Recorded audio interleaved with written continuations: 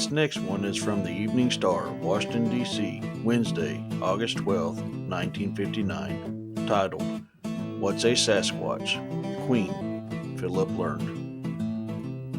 Kamloops, British Columbia, August 12th, Nana. The strangest story Queen Elizabeth and Prince Philip heard during their Canadian tour was the tale of a mysterious Sasquatch, hairy giants who inhabited the mountains of British Columbia.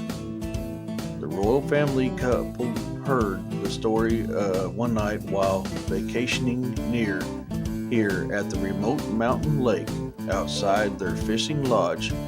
The occasional howl of a timber wolf or an owl's hooting disturbed the wild silence over the countryside, which Indians believe is the roaming ground of North America's cousin of the Tibetan abominable snowman. The Queen and Prince Philip heard how reports of these giants and their 16-inch footprints have kept reoccurring for 75 years. Several living white men and a number of Indians swear they have seen the monsters. Plaster casts have been made of great footprints. There are many people in the British Columbia mountains who are not convinced the legend has its origins solely in vivid imagination, pranksters' activities, or the hallucinations of superstitious Indian women in encounters with murdering bears.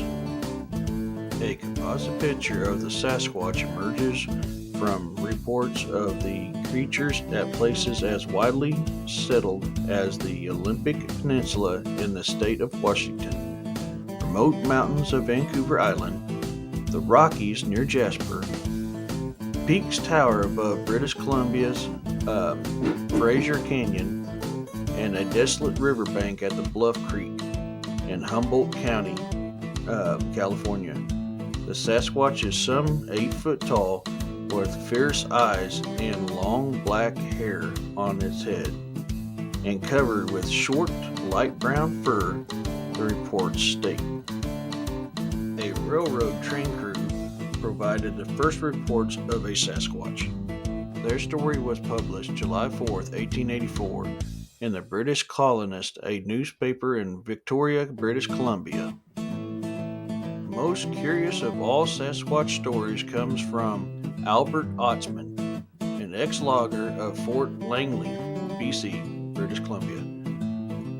He has sworn an affidavit that he was kidnapped 35 years ago, about 120 miles north of Vancouver, by a Sasquatch who tried to mate his beastly daughter to the white man. Mr. Otzman has been stiffly cross-examined by magistrate lawyers and newspapermen. Never has he let slip any serious contradictions or flaws in his version. Indians in Harrison Lake region have turned in most reports on and stories of Sasquatch activities.